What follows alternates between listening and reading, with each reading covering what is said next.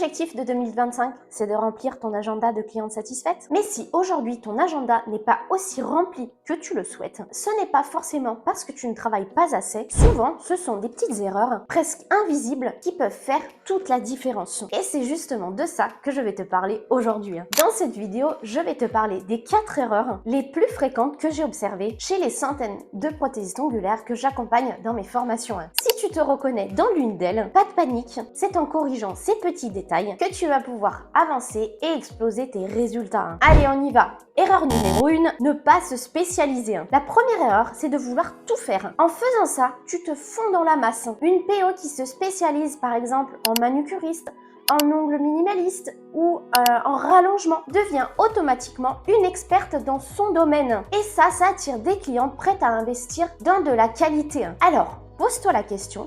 Qu'est-ce qui te passionne vraiment dans ton métier? Erreur numéro 2, manquer de constance sur les réseaux sociaux. Un compte Instagram inactif, c'est comme une boutique fermée. Même si tu es une experte dans ton domaine, comment les clients pourraient le savoir si elles ne te voient jamais en ligne? La clé, c'est la régularité. Poste tes meilleures réalisations, montre ton univers, partage des astuces. C'est en restant présent que tu crées du lien avec ta communauté. Erreur numéro 3, baisser tes tarifs pour attirer des clientes. Casser tes prix, c'est le piège classique. Oui, ça peut remplir ton agenda, mais pas de la bonne manière. Tu attireras des clientes qui ne valorisent pas ton travail et qui risquent de te faire perdre ton temps. Ton expertise a de la valeur. Montre-la, assume-la et fixe des tarifs en accord avec la qualité de ton travail. Erreur numéro 4, négliger l'expérience cliente. Une cliente revient pour 2 raisons. La qualité de ton travail, mais aussi la manière dont tu la fais se sentir. Un simple message de suivi, un petit geste personnalisé et plein d'autres encore.